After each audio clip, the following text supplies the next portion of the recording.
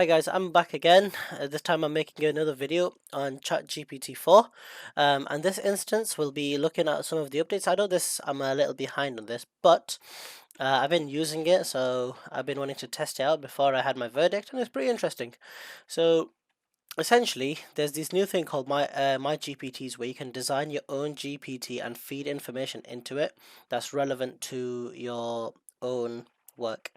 So I've got one for my masters, game-based e-learning through gamification, and for example, I tested one out with my peers at my college to show them what the capabilities are with the premium version and how excellent that is. So for this instance, I'll just carry on using mine.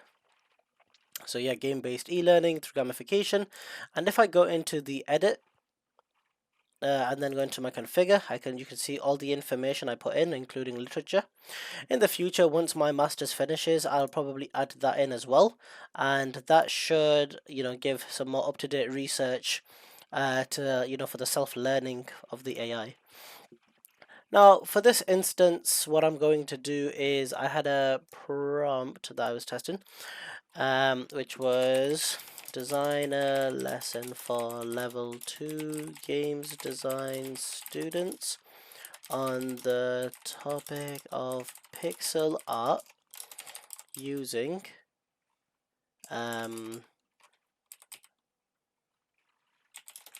users websites that uses websites, in particular websites with gamified learning. And we all know the main one when we think about gamified learning right off the bat is Kahoot. So let's exclude Kahoot. Okay, and let's see what it gives. So whilst it's doing it, I'll give a talk about how this is a little different to your typical one. So typically GPT will be able to give responses, very generic responses on ChatGPT, because it allows everything to be accessed, right?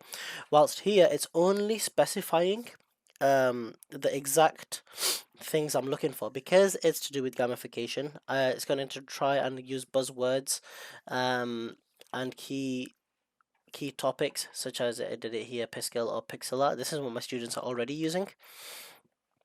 So that's quite interesting. And then yeah, so as it was a lesson, introduction to pixel art, principles of basic principles of pixel art, interactive lesson session, guided practice, discussions and reflections, and then etc, etc. Obviously I could go into much more detail and breaking it down, but that's really good. However, for the next part, now I wanted to say that though it can do lesson plans, let's try another deeper topic. So this time I've already written down the prompt. How is game-based learning effective in 2023, and how does it have a place in current education? Additionally, is this method of teaching and learning useful for staff members? Question mark. Please use literature on this topic. So hopefully, let's see if it uses the references I've added in. So as you can see, it's trying to search through knowledge that has been given. So it's written quite a lot. Now, what's the difference between what this has written compared to what normal ChatGPT can write, right? So let's see, please can you provide the reference sources used for this, for your statements. Right, Bill.